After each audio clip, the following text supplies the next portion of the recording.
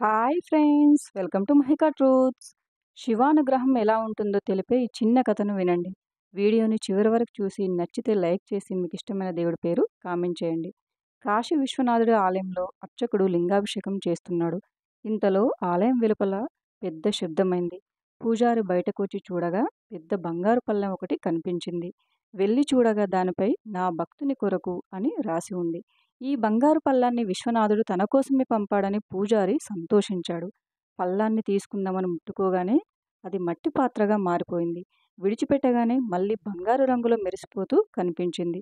ఈ విషయం ప్రజలందరికీ తెలిసింది. ఆలయం కిక్కిరిసిపోయింది.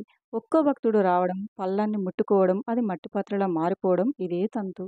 విషయం కాశీరాజు కూడా తెలిసింది. రాజ్యంలో తనకన్నా గొప్ప భక్తుడు లేడంటూ ఆలయానికి వెళ్ళాడు. జనులందరూ ఆలయానికి వెళ్ళారు. జనులందరూ చూస్తుండగా బంగారు పళ్ళాన్ని పట్టుకున్నాడు. అది మట్టి పాత్రగా మారిపోవడమే కాదు, నలుపు రంగులో కనిపించింది. తానెంత అధముడనో రాజుకు అర్థమైంది. అవమాన భారంతో అక్కడి నుంచి నిష్క్రమించాడు.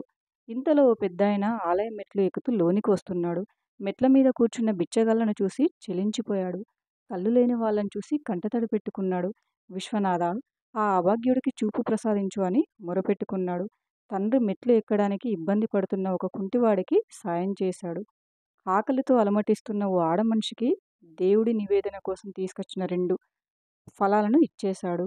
చివరగా ఆలయంలోకి వచ్చాడు. స్వామివారిని దర్శించుకుని తిరుగు ప్రయాణం అయ్యాడు.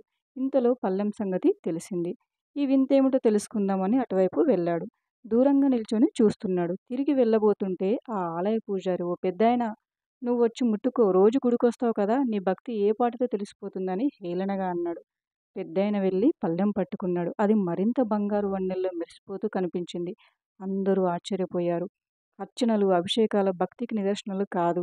ఆపన్నులను ఆదుకోవడమే తత్వం ఉండటమే నిజమైన భక్తి. అలాంటి వారే నిజమైన ఆధ్యాత్మికవాదులు అని తెలపడమే ఈ కథ యొక్క ముఖ్య ఉద్దేశం. అందుకే ఆపదలో ఉన్న ప్రతి ఒక్కరిలో దేవుణ్ణి చూడు.